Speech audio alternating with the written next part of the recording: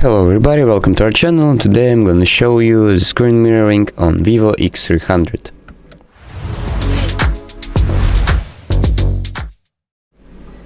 So as the VIVO X300 does support screen mirroring, I'll show you how to set it up. So basically screen mirroring is mirroring your VIVO phone on your PC or TV and drag files and photos straight to your desktop or TV. So basically open up settings, more connections, and here you'll see a screen mirroring.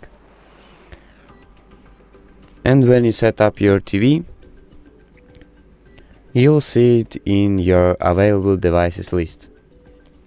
So as you can see, no device is found for me because I didn't set up my TV for this. But if you set up it well, you can perform screen mirroring and local fire mirroring when you connect it to large screen devices, such as TV and PC.